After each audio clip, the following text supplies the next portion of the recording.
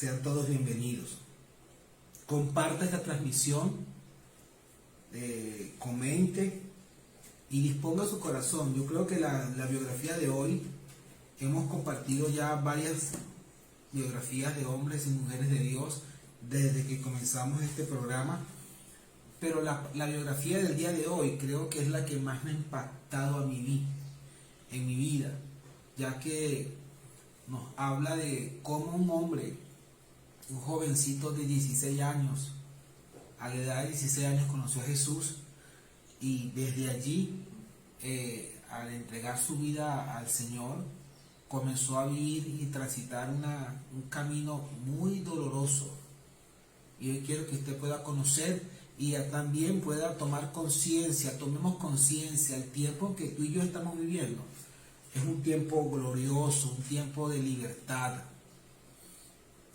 Hay muchos hombres y mujeres de Dios que fueron precursores del Evangelio en su generación, y hoy en día nosotros debemos seguir esos pasos de abnegación, de sacrificio, no porque podamos obtener algo por ese sacrificio que hagamos, sino porque el sacrificio que se haga debe ser producto del amor genuino que tenemos por Jesús. Amén, aleluya, gloria al eterno Dios. Así que bueno, vamos a estar entonando un cántico nuevo, un cántico que está en el libro de Apocalipsis, capítulo 3.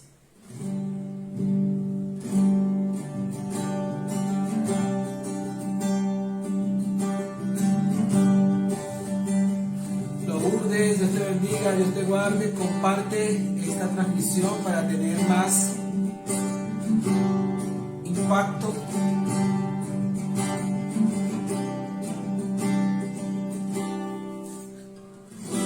Cordero inmolado, venciste en la cruz, eres digno de gloria, Jesús, Cordero inmolado,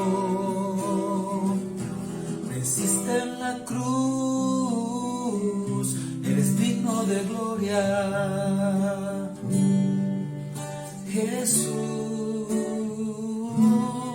Jesús, Jesús, nombre sobre todo nombre.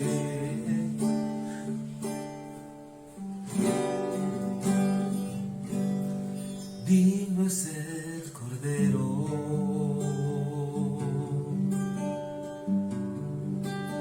fue sacrificado, de recibir el poder y las riquezas, la sabiduría y la fuerza, el poder, la gloria y la bendición. Cordero inmolado, venciste en la cruz, eres digno de gloria, Jesús, Cordero inmolado, venciste en la cruz, eres digno de gloria,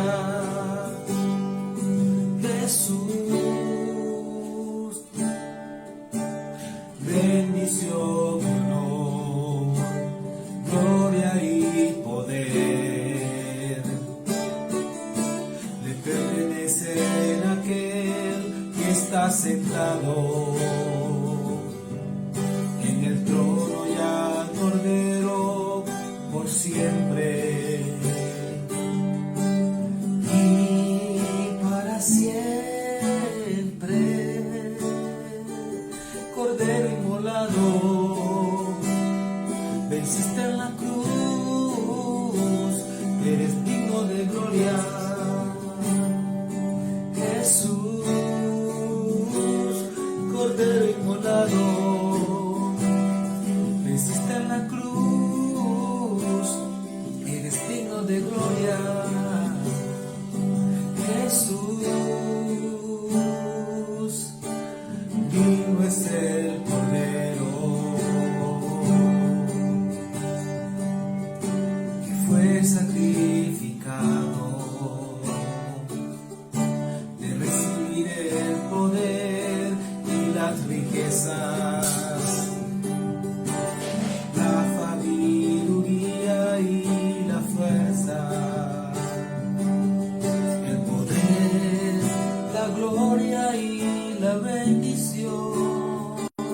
Cordero inmolado, venciste en la cruz, eres digno de gloria. Jesús, bendición y honor, gloria y poder le pertenecen a aquel que está sentado en el trono y al Cordero por siempre y para siempre. Cordero inmolado, venciste en la cruz, eres digno de gloria. Jesús, Jesús, Jesús, nombre sobre todo nombre. Jesús, Jesús, nombre sobre todo nombre. Cordero inmolado, venciste en la cruz, eres digno de gloria. Jesús. Amén. Aleluya. Aleluya. Bueno, como les decía al inicio, sean todos bienvenidos. Dios te bendiga, Zoila. Dios te guarde. La gracia del Señor sea contigo. Bueno, les comentaba al inicio del programa que hoy vamos a estar compartiendo sobre la vida de el hermano conocido como el hermano Jung. Así que bueno, vamos a leer un poco esta biografía que a mí me impactó en lo personal cuando comencé a leer sobre él. Oye, me di cuenta que nuestra iglesia en este tiempo, la iglesia de Jesucristo, en este tiempo, en este siglo, adolece de muchas cosas, adolece de un sacrificio, de una entrega. Dios te bendiga, Dios te guarde.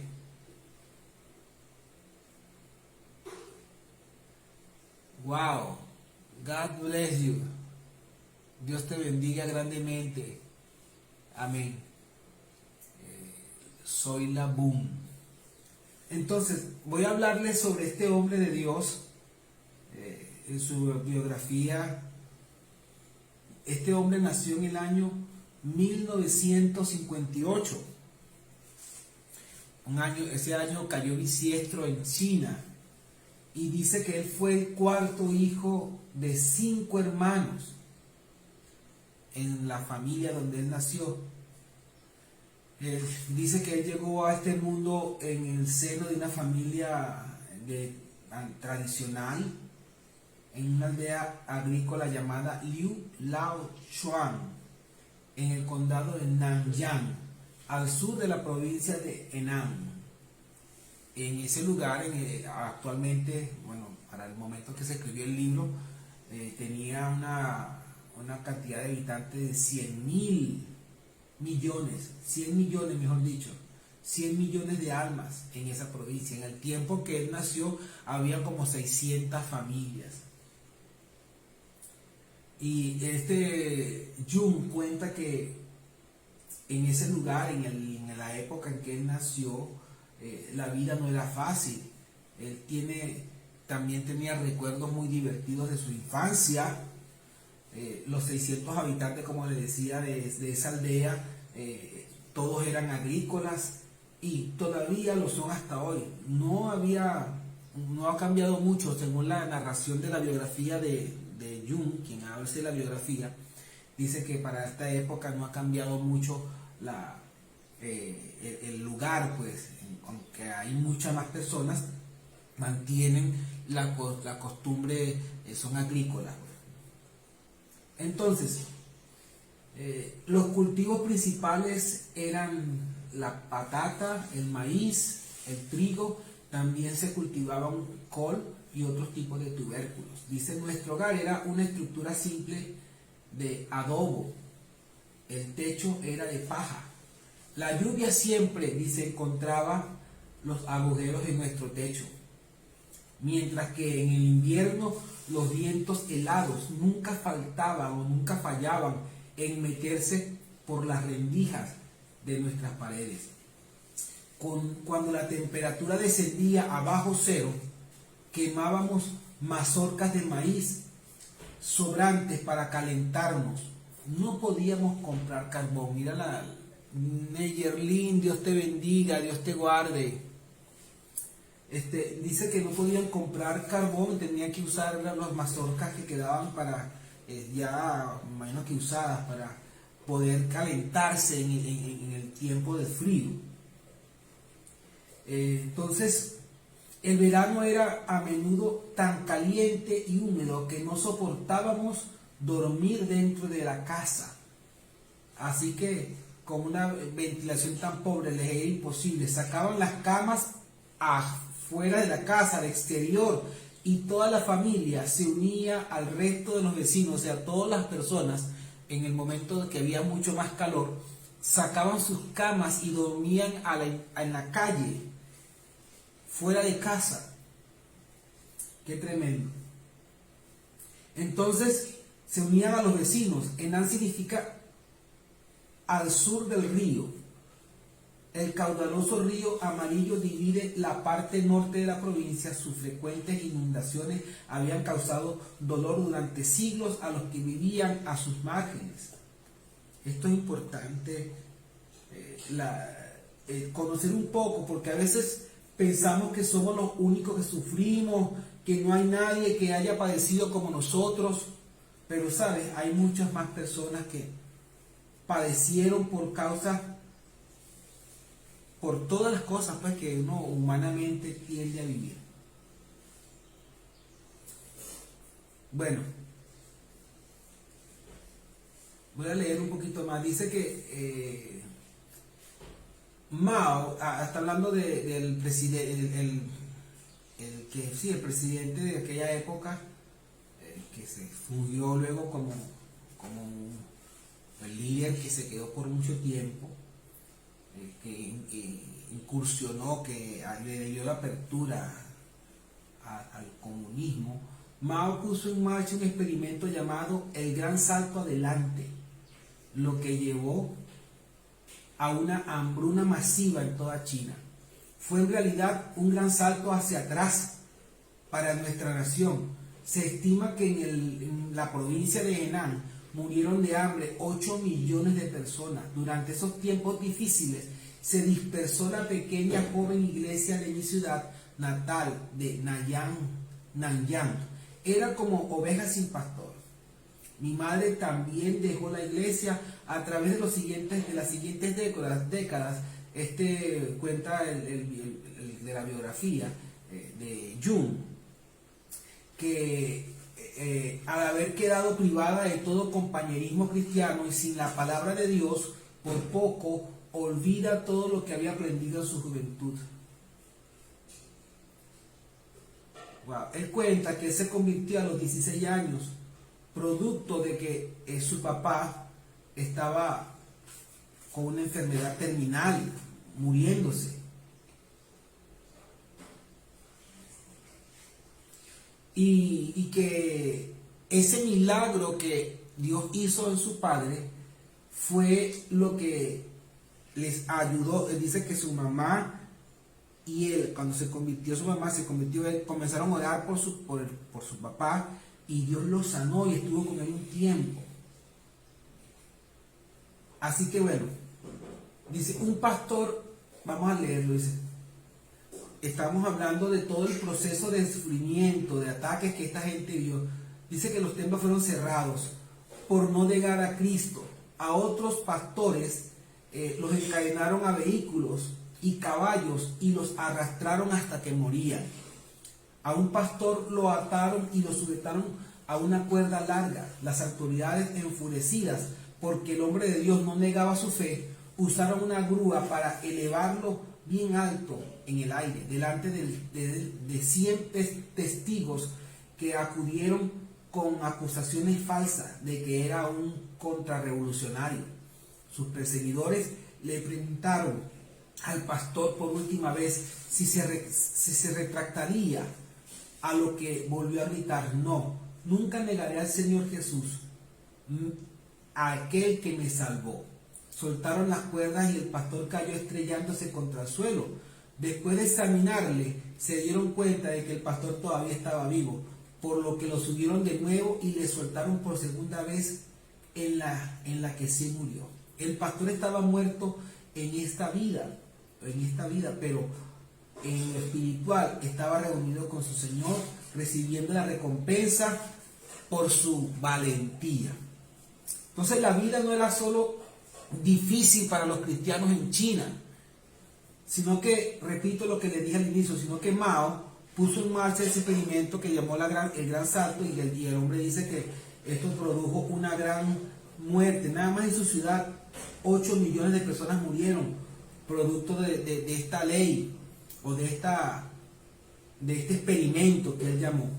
El 1 de septiembre, dice, del año 2001, justo a los 100 años de la llegada de Marie Monsen a China para iniciar su carrera misionera, más de 300 noruegos se reunieron en el cementerio de Bergen para darle honor a esta persona.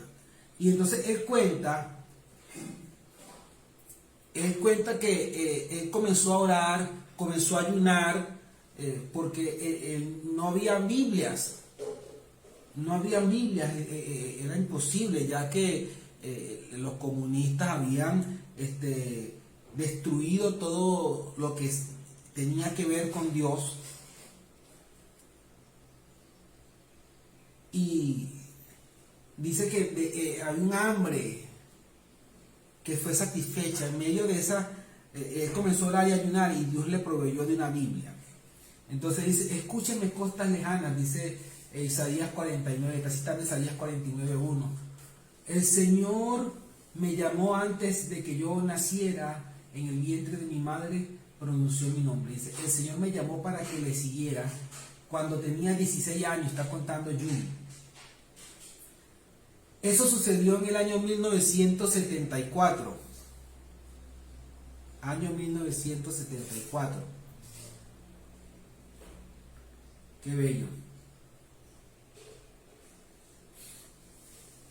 Gracias, Señor. Y dice: la revolución cultural seguía candente por toda China. Entonces, en ese tiempo, dice, su padre se encontraba muy enfermo, padecía de una forma severa de asma, o sea, tuberculosis, pues, que lo hizo que contrajera cáncer de pulmón. Luego el cáncer se extendió al estómago, y el médico dijo que no se curaría y que moriría pronto. A mi madre le dijeron: no hay esperanza para su esposo, regresen a su casa y prepárense para su muerte. Mi padre yacía ya en cama, cada noche apenas podía respirar. Como era un hombre muy supersticioso, les pedía a los vecinos que buscaran sacerdotes local, dioístas o taoístas, o sea, buscaban, el nombre no conocía a Jesús, y buscó todos los recursos que él conocía para buscar la sanidad de su cuerpo. Pero resulta ser que nada de eso ocurrió. Qué tremendo. Dice que debido a nuestra pobreza no pude asistir a la escuela, dice Jun, hasta los 9 años de edad, pero luego tuve que dejarla A los 16, por causa del cáncer de mi padre, mis hermanos y hermanas y yo nos vimos obligados a mendigar comida a nuestros vecinos y amigos solo para sobrevivir. Mi padre fue capitán en el ejército nacionalista y debido a que luchó en contra de los comunistas, algunos aldeanos lo odiaban y lo persiguieron durante la Revolución Cultural. Dice que mató a muchos hombres en la guerra y él mismo estuvo a punto de morir. Tenía 12 cicatrices de balas en su cuerpo. Cuando él nació, su padre le puso el nombre de Shenjin, que significa héroe de la guarnición. Lo cierto es que se convirtió, el hombre se sana, oran por él y Dios lo sanó. Y cuando él se sana, comienza a hacer un cambio de ojos en su familia y él comienza a vivir ese gozo de ser cristiano en medio de esa dificultad, no poder reunirse, no poder orar, no poder compartir, donde estaban siendo perseguidos constantemente para ser muertos por causa del evangelio. Entonces, la mayoría de las personas dicen que solo sabía que era demasiado duro, hablando de la fuerza que este hombre tenía.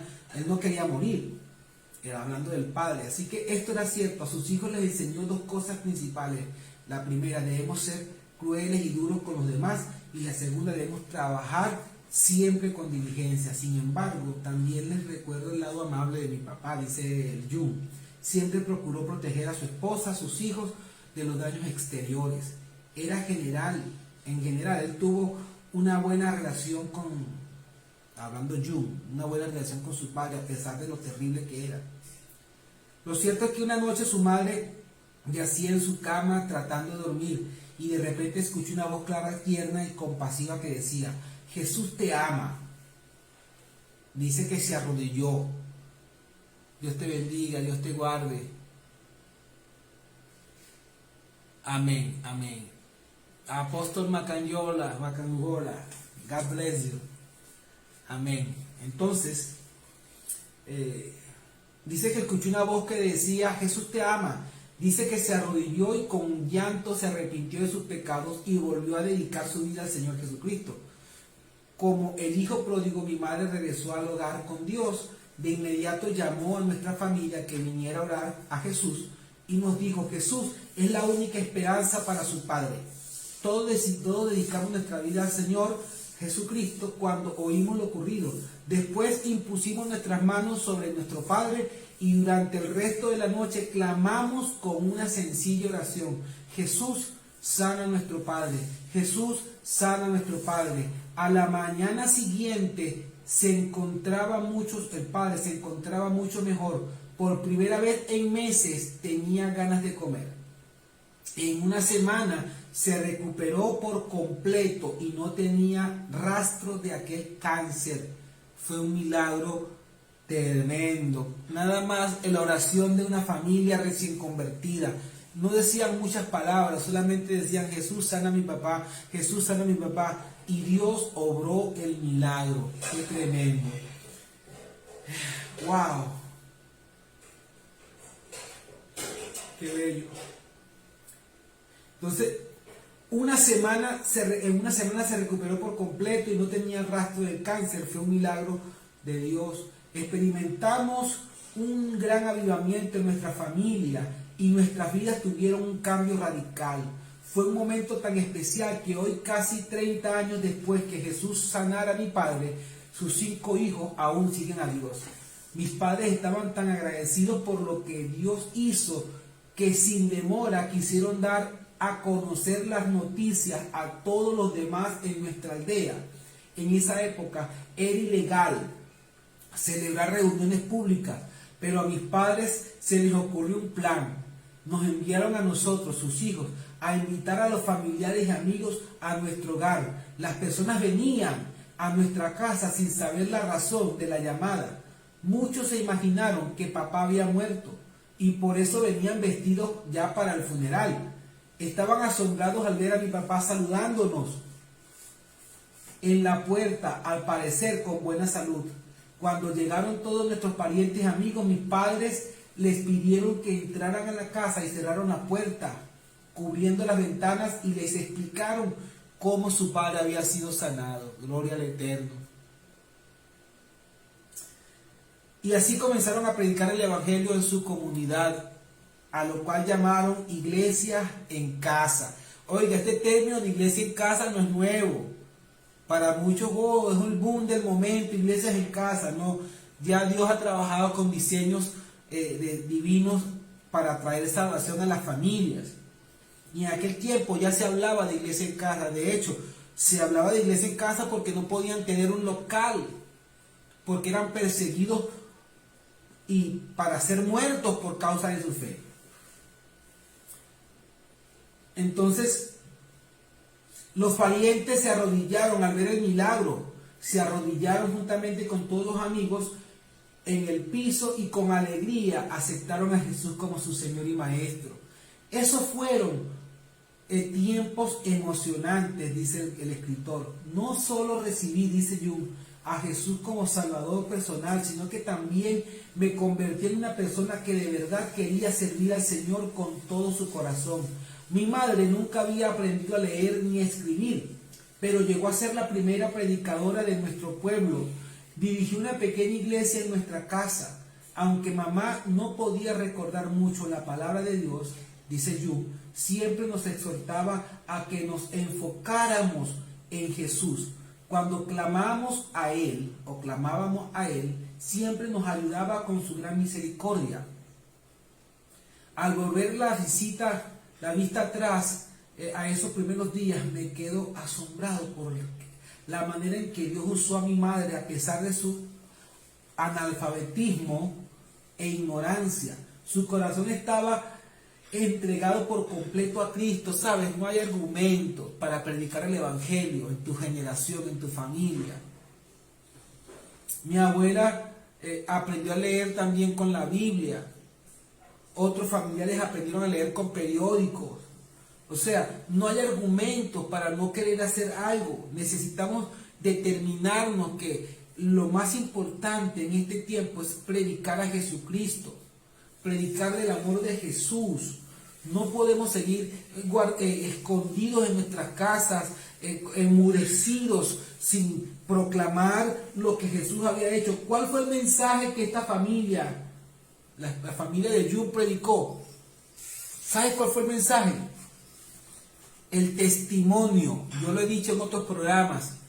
Tu mejor mensaje para predicar el Evangelio no es que te aprendas todos los libros de la Biblia, que es importante que lo sepas. No es que aprendas la homilética, la oratoria, que es importante tener esos conocimientos, pero lo que realmente va a marcar el testimonio, va a darle fuerza, va a darle poder y va a traer la conversión de tus vecinos, de tus amigos, de tus familiares, es que tú prediques tu testimonio. ¿Quién eras tú? ¿Y quién eres ahora? Ese es el testimonio más poderoso que hay. Lo que tú recibiste. ¡Wow! ¡Qué tremendo! Dice Jung que al principio no sabía que en realidad quién era Jesús, pero le vio sanar a su papá y liberar a su familia. Dice que con confianza se dedicó su vida a Dios, que había sanado a su padre y que les había salvado a ellos. Durante ese tiempo, a menudo le preguntaba a su madre quién era Jesús en verdad.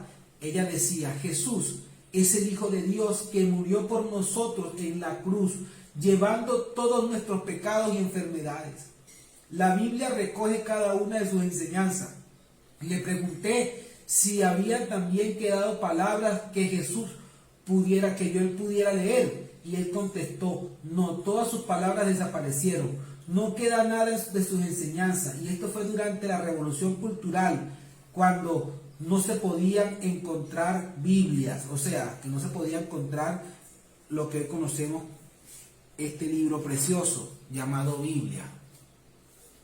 Este libro llamado Biblia había desaparecido de China. Dice que desde ese día él deseó de forma encarecida tener un ejemplar de la Biblia. Les pregunté a mi madre, a mis hermanos en Cristo, cómo era una Biblia, porque él no conocía lo que era una Biblia, pero nadie lo sabía. Una persona había visto algunas porciones de las escrituras copiadas a mano y hojas con canciones, pero nunca había visto una Biblia completa. Solo algunos de los creyentes ancianos recordaban haber visto una Biblia. Hacía muchos años, la palabra de Dios escaseaba en la tierra. Estaba hambriento por una Biblia.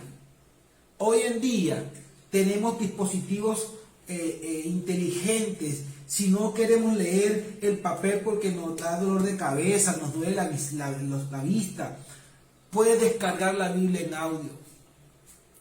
Hay tantas opciones de leer la Biblia en este tiempo. Y aún así, no solamente hay opciones de lectura, todavía en nuestros países, la gran mayoría tiene libertad para leer la Biblia sin ningún tipo de restricciones. Y sabes, con toda esa libertad, con todos esos privilegios que hoy tenemos, nos damos el lujo de no leerla. Nos damos el lujo de tenerla ahí empolvándose, llena de polvo. Cuando en el tiempo de nuestro hermano Jung se convirtió, tenían que conformarse con solamente oír lo que algunos habían aprendido de memoria. Así dice que se fue a su casa y comenzó a orar y ayunar, a orar y ayunar. Anhelamos ver una Biblia. Y preguntaban a los vecinos, ¿tiene usted una Biblia? De inmediato vimos el temor. Este hombre ya había pasado 20 años en la cárcel por su fe. Me miró y vio que era muy joven y pobre, con ropas hechas jirones y descalzo. Sintió compasión, pero aún así no quería mostrarle su Biblia. Había un hombre que consiguieron que sí tenía la Biblia, pero que no lo hacía público porque había estado preso por causa del Evangelio. Entonces el anciano le dijo, la Biblia es un libro celestial. Si tú quieres una, tendrás que orar al Dios del cielo. Solo Él te puede proveer un libro celestial. Bueno, lo cierto es que él comenzó a orar y ayunar y efectivamente Dios le concedió la bendición, tuvo sueños, visiones, le entregaban una Biblia a un anciano y así fue. Así que él comenzó a leer y escondidas y comenzó a predicar y a sus 16 años se convirtió en un líder en su comunidad. Un líder que andaba predicando, comenzó a leer y a memorizar la Biblia, a leer y a memorizar la Biblia, citas bíblicas, versículos bíblicos, memorizándolo, porque ya que no la podían tener abiertamente para poder predicar la palabra, comenzaron a leerla y a memorizarla. Bueno, vamos a leer un poquito más. Dice que el pastor vio la necesidad de su corazón y le dijo de nuevo, si eres serio en esto, no solo deberías arrodillarte y orar, también debes ayunar. Mientras más llores, más rápido recibirás una Biblia. Dice que regresó a su casa y no comía ni bebía nada por la mañana y por la tarde. Solo por la noche comió un pequeño tazón de arroz hervido. Clamé como un hijo hambriento al Padre Celestial, deseando llenarme con su palabra. Durante los siguientes 100 días oré por una Biblia hasta que no pude soportarlo más. Mis padres estaban seguros de que estaba perdiendo la razón. Al volver la vista atrás, años más tarde, diría que toda esta experiencia fue la cosa más difícil que yo pude haber soportado. Entonces de repente, a la mañana, a las 4, después de 4 meses, después de meses de suplicarle a Dios, tuvo una visión y dice que vio un hombre anciano que le entregaba una Biblia. Qué bello. Este libro a mí me impactó mucho porque cuando ya comenzó a predicar y se hizo un líder fuerte en la comunidad, a él lo meten preso. Muchas veces por predicar el evangelio, comenzaron a torturarlo al punto de que lo lisiaron. Sus piernas fueron destrozadas de tanta tortura, con electricidad, a garrotazos, porrazos, golpes, patadas. Mira, el hombre soportó tanto. Y cuando le decían, ¿quién eres tú? De ahí viene el nombre o el apodo de un hombre celestial. Él, para no delatar a sus hermanos, él comenzó a decir, yo solo soy un hombre celestial. Yo no soy de esta tierra, yo soy un hombre celestial. Por eso le apodaron el hombre celestial. Y dice que se casó. La esposa tenía una enfermedad también incurable. Y Dios hizo un milagro tremendo. Ella soñó que alguien oraba por ella y que era sanada. Y cuando despertó, su cuerpo estaba totalmente sano. Y cuando se lo contó a su esposo, dice, wow, Dios es tremendo. A través de un sueño recibió sanidad. Entonces se casó. Inmediatamente que se casa, lo vuelven a meter preso por más de 3 años. Repito, tortura. Y en todo este tiempo, ella quedó embarazada antes de que lo metieran preso. Tuvo un hijo y todo esto, y comenzaron a pasar mucho trabajo. Ella comenzó a pasar mucho trabajo porque su esposo no estaba con ella, pero se aferró a Jesucristo y aferró a sus hijos a Jesucristo, y estaban dispuestos a morir. Pasaron muchas necesidades, pero al final la fe inquebrantable que ellos tenían le dio una gran victoria. Entonces dice que después de tantos años preso, muchas veces lo metieron preso, salía y así estaba, Dios le dice que iba a salir, él se va a escapar de la cárcel. Y él dice, pero ¿cómo me voy a escapar si estoy lisiado? Habían designado a varios presos que lo levantaran cada vez que lo llevaban a interrogatorio y lo torturaban para que delatara la ubicación de los demás hermanos en Cristo. Y él nunca declaró nada, nunca habló, se mantuvo en silencio, nunca dijo nada. Pero después que tiene ese sueño, esa visión que él va a escapar, Dios le dice, hoy es el día. Y él cuenta que él se vio como arrastrándose por el piso hasta salir de la cárcel. Pero los hermanos que estaban viendo lo que estaba aconteciendo cuentan, él se vio arrastrándose, pero los hermanos que estaban viendo ese evento sobrenatural cuentan de que él estaba Jung, él lo conoce como el hermano Jung, el hombre celestial es el nombre del libro.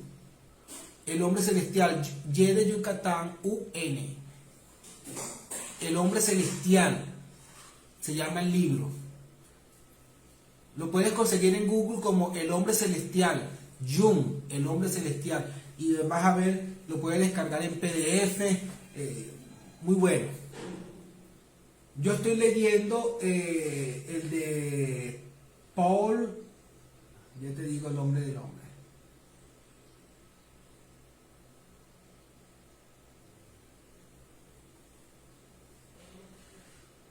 Paul Hattaway,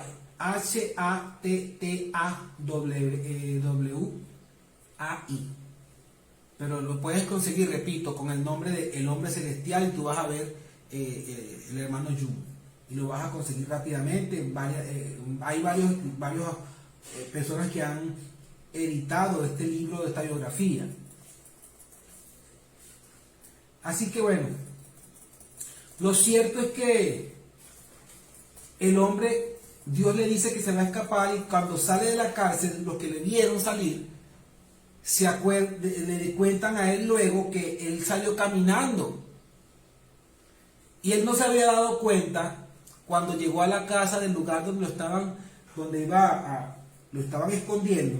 No fue sino hasta el día siguiente que él cayó en cuenta de que él estaba caminando, y Dios le sanó sus piernas totalmente.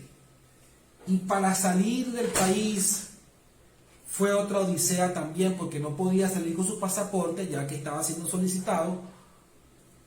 El gobierno había creado una iglesia llamada la Iglesia de las Tres Autoridades, y todos los pastores, entre comillas, que podían tener iglesias eran ordenados, supervisados. Todo lo que predicaban esos pastores que estaban avalados por esta iglesia, las tres autoridades, tenían que llevar los mensajes a ellos, y ellos determinaban si lo podían predicar o no. Entonces, todo aquel que no estaba con la iglesia de los tres poderes, era perseguido, torturado, y definitivamente era muerto. Mira todo esto que le estoy contando. Yo sé que en este tiempo también hay persecuciones en algunas naciones, y en algunos países de África sobre todo. Por ejemplo, Burkina Faso, donde es 100% musulmán, entre otros, donde yo tuve una oportunidad en Nigeria, en Opo, estado de Opo, Kogi. Y un día antes de nuestro arribo a ese lugar, quien nos invitó a un congreso, nuestro amado Sunda de Oguchi, y él ahí, preservando nuestra integridad y no preocuparnos, él había escondido todos los periódicos y todas las noticias de que un día antes a nuestra llegada habían masacrado a 16 cristianos, los extremistas musulmanes. Y él nos había escondido la información para no preocuparnos, pero como no hay nada entre cielo y cielo, y entre cielo y tierra que uno no sepa, en una de esas visitas que hicimos, vimos un periódico en una mesa de estar, y cuando leímos fue que nos enteramos, y él nos dijo: oye, es que yo traté de protegerles, de que no se enteraran para que no se preocuparan, pero bueno, sí, esto pasó ayer. Habían masacrado, escuartizado a 16 cristianos en ese lugar, y había amenaza de que si se realizaba el congreso, había amenaza de muerte. Pero Dios nos preservó. Él contrató policías durante algunos días, los días del evento. El evento duró 3 días y nosotros nos quedamos 21 días. Entonces, el resto de días fuera del evento ya no había que nos cuidaran, ya no había policía que nos cuidara, ya no había gente que nos protegiera. Nos quedamos con la mejor protección, protegidos por el Eterno. Dormíamos vestidos, espalda con espaldas, agarrados de mano, porque si en cualquier momento entraban a donde estábamos y querían hacer lo que ellos tenían pensado, nosotros estábamos ahí agarrados de mano, y todos los días confesábamos a Jesús: Señor, tú eres mi Salvador, tú eres mi Señor, te confieso, me arrepiento de todos mis pecados. Mira, no sabíamos, cada día fue un reto de fe, para comer, para beber, para bañarse. Fue una cosa muy, muy terrible, en el sentido de que nuestra fe fue fortalecida en ese tiempo, casi un mes allí, en ese lugar en Nigeria. Pasamos muchos momentos difíciles, otras veces algunos intentos de secuestro, bueno, nos querían sobornar, algunos funcionarios, mira, una cantidad de cosas que no las puedo contar, no porque son difíciles de contar, sino que no me daría el tiempo. Lo que quiero significar es esto: estar allí fue un reto de fe, 21 días en ese lugar, y el Dios que nos llevó nos trajo de vuelta a nuestra amada Venezuela. Entonces, cuando ya Jun se escapa, él comienza, después se va del país a Alemania, y con un pasaporte que no era el de él, pero Dios siempre obró, obró. Y algo que él decía, que cuando él confiaba mucho en lo que él podía hacer y no seguía las instrucciones del Señor que le daba, porque Dios le hablaba en sueños, le hablaba en visiones de lo que debía hacer, pero cuando él no obedecía, siempre venían las consecuencias de la desobediencia. Dios te bendiga, Leo. Entonces, esto es un llamado de atención a nosotros. Tú y yo, repito, tenemos muchas más libertades. Tenemos muchos más privilegios. Así que no hay excusas. Dios te bendiga, Raúlito, Raúl Villasana, bendiciones. Dios nos ha dado muchas libertades a nosotros y pareciera que estamos menospreciando esa libertad y nos relajamos. Tanto los africanos como los de Occidente, los chinos, de ese continente asiático, han aprendido a depender de Dios para todo, para comer, para despertarse, para dormir, para vestirse, para todo. Ellos viven orando intensamente, predican un evangelio de sacrificio, de abnegación. Pero nosotros por estos lados occidentales hemos vivido un evangelio muy ligero, muy liviano, sin preocupaciones. Nos da lo mismo si oramos o no oramos, si leemos la Biblia o no leemos la Biblia. Nos importa, como decimos por aquí, nos importa un comino. Pero esta gente, y cada vez que tú ves a un asiático o a un africano siervo de Jesucristo venir a Venezuela o venir por estos lados del occidente, ellos todos dicen lo mismo. Los occidentales no saben lo que es una vida cristiana genuina. No padecen, no sufren como nosotros. Y esa libertad no la han sabido aprovechar. Vivir bajo persecución, vivir con una sentencia de muerte cada día.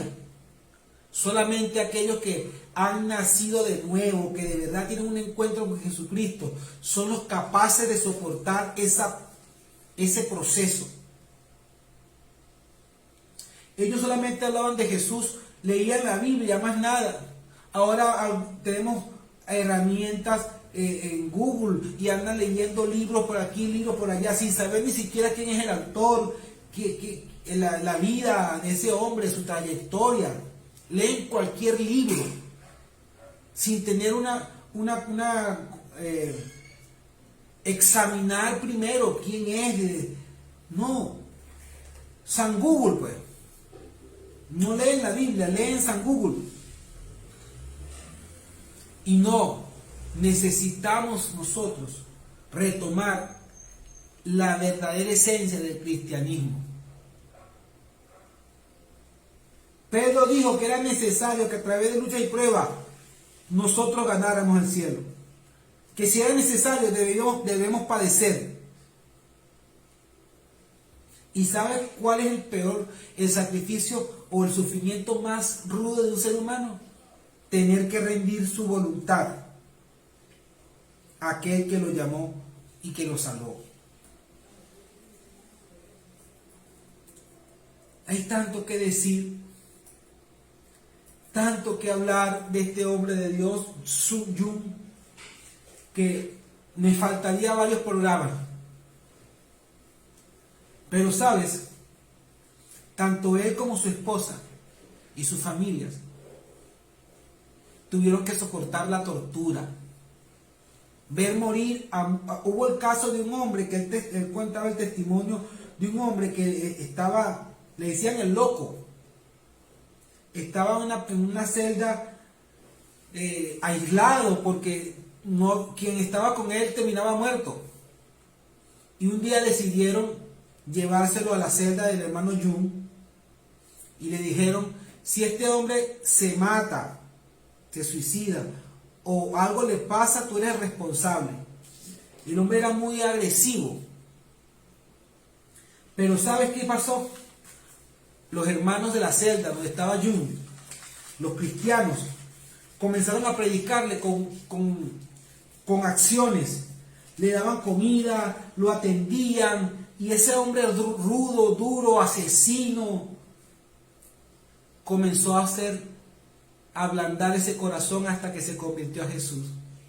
Ciertamente murió, lo condenaron a muerte y él murió, pero antes de morir dejó una carta a sus padres diciéndole que el único camino, que la verdad y la vida era Jesucristo, que él había conocido un Dios verdadero. Y sabes, ese hombre duro, asesino, se convirtió en un hombre manso, dócil, tierno, y estaba dispuesto a morir por su Salvador y Señor Jesucristo. Y así fue. Hay muchos personajes, muchas cosas que hablarte a ti de este hermano Jung, de las experiencias de otros cristianos que salen relatados en este libro. Yo solo quiero decirte que de verdad te conviertes en un cristiano.